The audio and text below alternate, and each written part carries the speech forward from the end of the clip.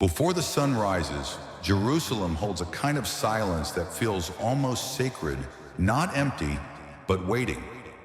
Picture a narrow staircase, worn smooth by countless steps, a simple upper room, stone walls, a few oil lamps, and a small group of disciples gathering again, still tender after the Ascension, still human, still unsure what comes next. Outside, the city moves on. The streets look the same. The morning air is cool, but inside that room, something is different. Jesus has told them to stay, not to rush, not to prove anything, only to wait for what the Father has promised. And waiting can feel heavy, can it? Especially when you've already been through so much. Especially when you've tasted hope and still feel afraid. Tonight we're going to step into that upper room with them, and we'll see how God holds a fragile church together with prayer. Not flashy prayer, not perfect prayer, but the kind of prayer that keeps you close when life feels uncertain. And we'll sit with one gentle question: how to pray like the early church, not as a formula, but as a lifeline for tired hearts. Let's begin with a simple prayer. Lord Jesus, we come to you with faith that is real, but not always steady. We bring you our fears, our unanswered questions, and the places where we feel small. Gather what is scattered in us. Teach us to wait without hardening, and in the quiet, let your presence become our peace. Amen. God often steadies a fragile church by gathering it first, before sending it out. After the Ascension, Acts doesn't rush into spectacle. It lingers in something quieter, almost hidden. Luke tells us the disciples come down from the Mount of Olives and return to Jerusalem. The road is familiar, but the season is not. They've been blessed, and they've been told to wait. And they do something that might seem small, but is actually the beginning of everything. They go up to the upper room. Try to picture it. Not a grand sanctuary, not a public stage, just ordinary walls, a simple space, a few tired hearts gathering close together. The city outside is still tense.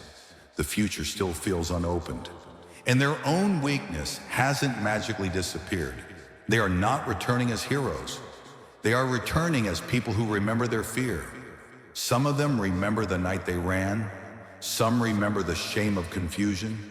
Some remember how quickly courage can crumble when life gets dark. And yet, they come back together. Acts even names them: Peter, John, James, Andrew, and the others. Not because they're flawless, but because God is building something real through real people. The church is being held together in the most human way, by staying, by returning, by not walking away. And then Luke shows us something even more tender. It's not only the apostles who are there, the women are there, and Mary, the mother of Jesus, is there too. That detail matters, because Mary knows what it means to carry a promise when you can't yet see the fulfillment. She knows what it means to live in the in-between, trusting God with a yes that keeps unfolding in silence. Her presence in that room is quiet, but it's steady, like a gentle witness that faith can remain faithful without demanding to feel strong. And Scripture tells us what they do in that room. They are with one accord, devoting themselves to prayer. Not perfect prayer, not confident prayer, but together. So let me ask you gently, if it were you stepping into that room, would you feel ready to pray? Or would you feel like your faith is too fragile to offer God anything at all? Here is the spiritual insight to hold on to. Sometimes the holiest thing we can do is not to rush ahead, but to remain, to stay gathered, to stay humble, to stay praying until God gives what only God can give. And that's where we go next. Because in the upper room, prayer doesn't just fill the waiting, it forms the hearts who are waiting.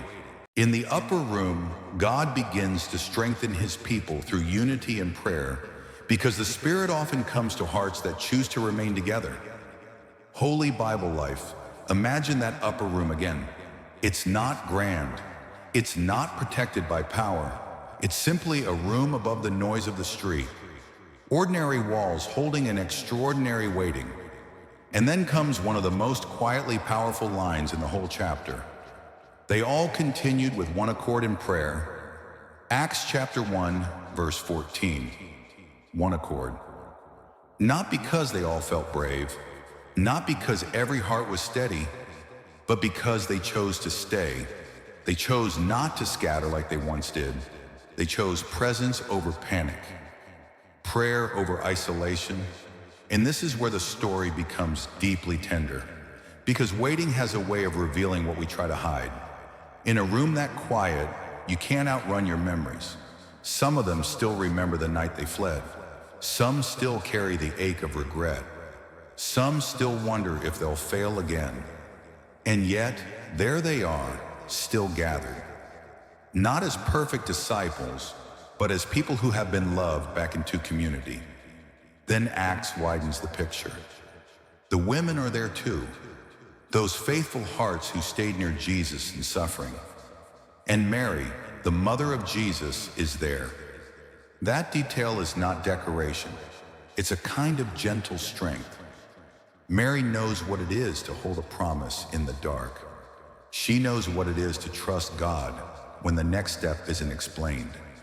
She has lived the long road of faith, through mystery, through sorrow, through endurance. And now she is present again, not commanding the room, but steadying it, like a quiet lamp that keeps burning when the night feels long. And here is the emotional truth. They are waiting for power, but right now they still feel small. They have a calling they cannot fulfill by willpower. They have a future they cannot control. And all they can do today is pray. But that is not all. That is the beginning. Here is the spiritual insight to hold gently. God often starts his greatest works in hidden places, where no one applauds, where nothing looks impressive, where people simply keep showing up to pray together. And in that togetherness, fear begins to loosen. Hope begins to breathe. Yet the upper room also holds something painfully human, a sense that something is missing, an unfinished place in their story, a vulnerability they cannot ignore. And that's where we go next, because holy waiting doesn't erase what hurts. It brings it into the light and teaches the church how to trust God with what still feels incomplete.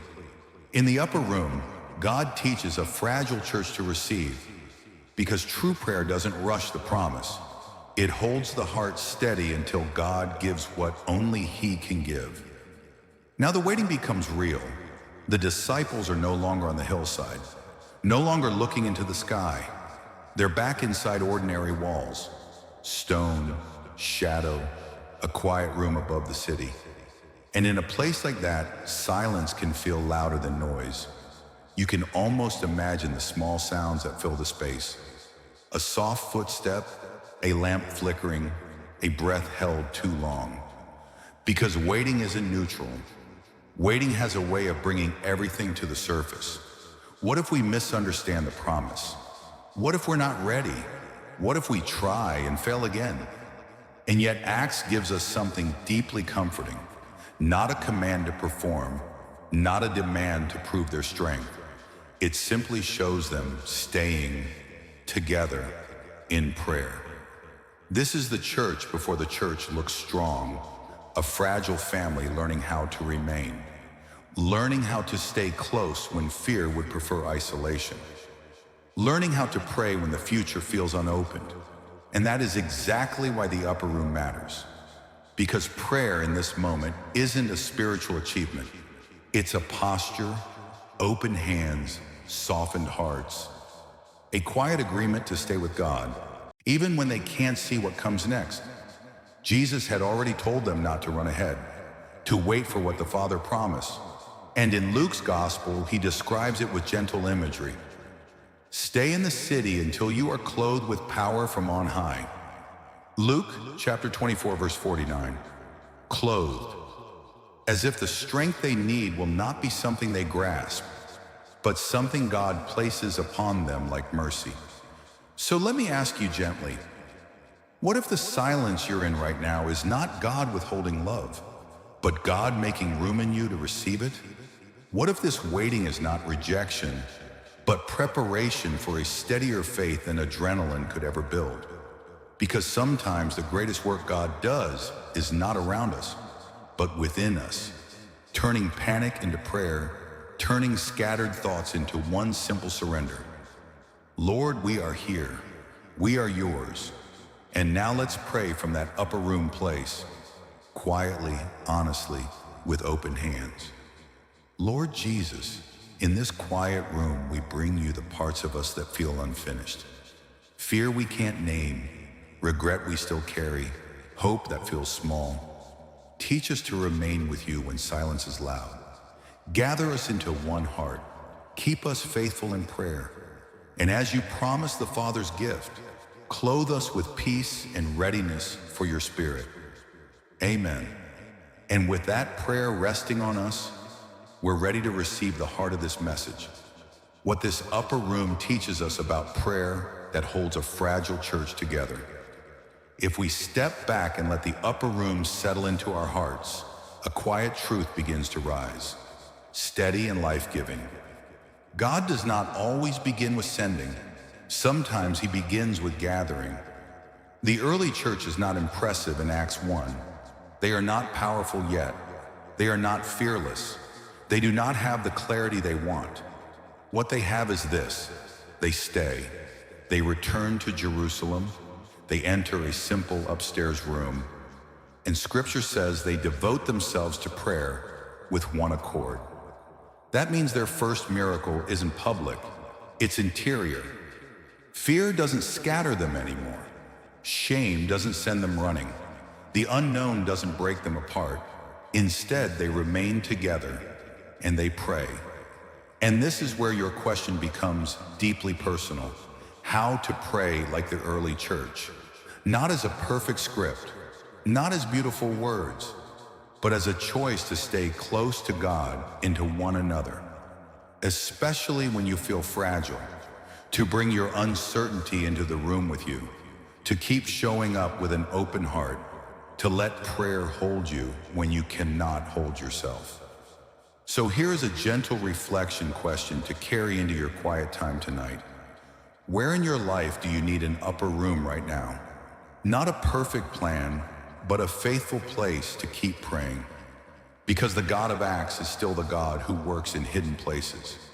And the Spirit still comes to waiting hearts, not to reward performance, but to strengthen the weak and make love courageous. And as we continue this journey through Scripture, the story will move forward. In the next moment, the early believers will face what feels missing, and will watch how God restores, guides, and steadies them as they choose a new apostle.